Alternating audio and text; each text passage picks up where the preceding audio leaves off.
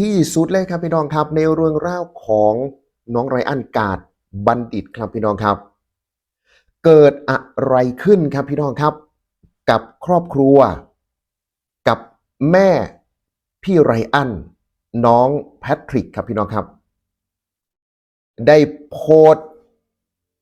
กันไว้ทาง Facebook ส่วนตัวถึงประเด็นนี้ฮะพี่น้องนั่นก็คือครับมีเพจปลอมแอบอ้างครับที่ใส่ซื้อไรอันกาดบัณฑิตครับพี่น้องครับแอดเข้ามาขอเป็นเพื่อนนะครับกับแม่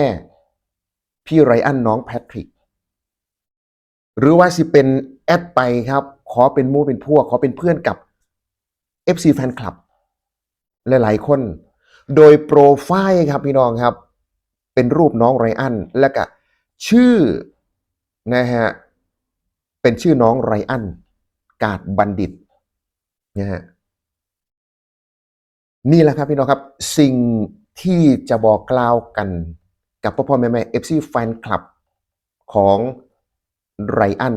กาดบัณฑิตไว้นะในเรื่องราวตรงนี้ครับพี่น้องครับอดที่จะเป็นห่วงนะฮะกับลูกชายแห่งชาติไม่ได้นะเมื่อ FC Fan Club เห็นสิ่งที่มันเกิดขึ้นสิ่งที่แม่พี่ไรอันน้องแพทริกได้โพสต์ไว้เนี่ยครับ FC Fan Club ต่างเข้าไปแสดงความคิดเห็นใต้โพสต์กันแบบเยอะแยะมากมายครับพี่น้องครับทุกคนครับในเรื่องของคอมเมนต์ความเป็นห่วงที่คอมเมนต์นะครับพี่น้องครับก็คือเป็นห่วงนะฮะในเรื่องความปลอดภัยในเรื่องสิ่งที่กลุ่มคนหรือว่าบุคคลนะฮะที่แอบอ้างนะครับผมเองครับในฐานะสื่ออีกหนึ่งช่องครับพี่น้องครับที่ติดตามเรื่องราวของน้องไรอัน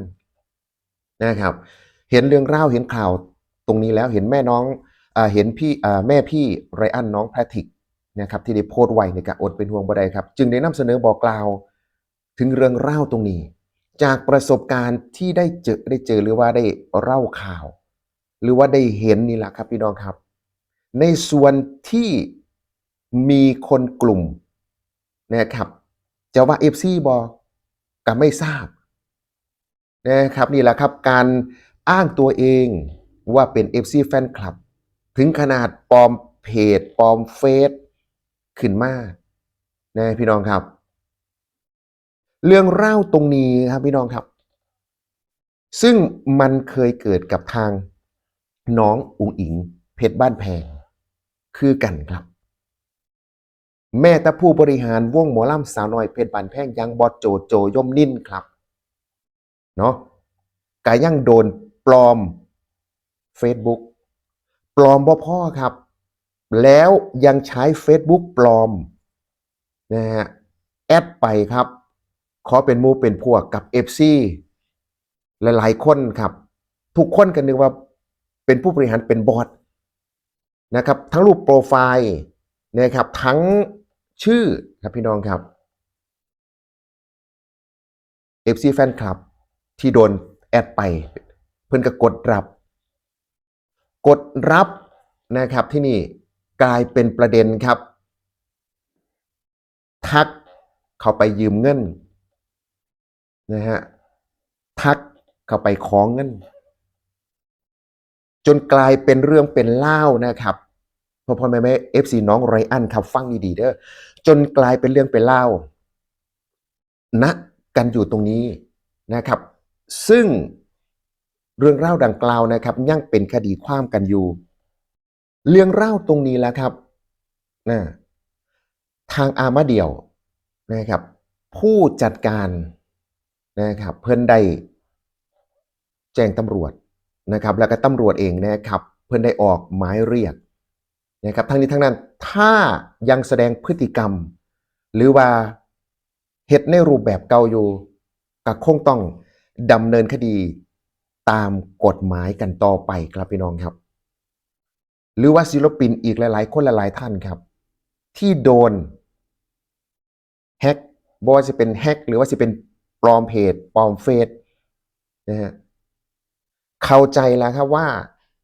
ศิลปินนะครับส่วนมากที่มันปลอมเนี่ยนะฮะที่มิจฉาชีพปลอมเนี่ยครับจะปลอมในตัวของศิลปินที่มีชื่อเสียงนะครับที่มีผู้ติดตามเยอะๆที่มี FC แฟนคลับเยอะๆนะครับปลอมแปลงเพจโอ้โหไปดูได้เลยครับพี่น้องครับพิมพ์คำว่าน้ององค์อิงเพชรบ้านแพงพี่น้องจะเห็นเลยว่าในเรื่องของเพจปลอมนี่เยอะไหมเยอะนะครับทั้งรูปโปรไฟล์ทั้งสื่อครับพี่น้องเยอะระบาดหนักนะฮะนี่แหละครับจนมาเห็นที่เกิดขึ้นกับไรอันนะฮะทั้งนี้ทั้งนั้นครับกะอดเป็นห่วงบ่ได้พี่น้องครับในเรื่องตรงนี้ฝากเตือนฝากถึงเรื่องราวแชร์ในถึงเรื่องราวตรงนี้นะครับให้ FC แฟนคลับให้แม่ๆทางไรอันการบัณฑิตครับได้รับรู้เนาะพี่น้องเนาะมันเป็นเรื่องเล่ามันเป็นวาระที่สำคัญนะฮะการที่ถูกบุคคลแอบอ้างหรือว่าการที่นะครับผู้ประสงค์ดีครับได้ปลอมแปลงเฟซบุ๊กนะครับทั้งโปรไฟล์ทั้งยูเซอร์นี่อันนี้ครับทั้งโปรไฟล์กับโปรไฟล์ไรอันทั้งชื่อกับยูเซอร์เนมไรอันพี่น้องครับนี่ล่ะมันเป็นสิ่งที่ต้องระวังกันนะครับเพราะว่ามันเห็นนะพี่น้องครับมันเห็นตัวอย่างจาก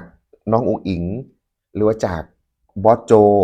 นะครับผู้บริหารสาวน้อยหรือว่าจากทีมงานของในองค์กรสังกัดสาวน้อยหลายคนครับที่โดนปลอมแปลงแอบอ้างเชกเช่นแบบนี้แบบน้องไรอันเนี่ยพี่น้องครับแต่กะไม่ได้สูญเสียอะไรนะครับ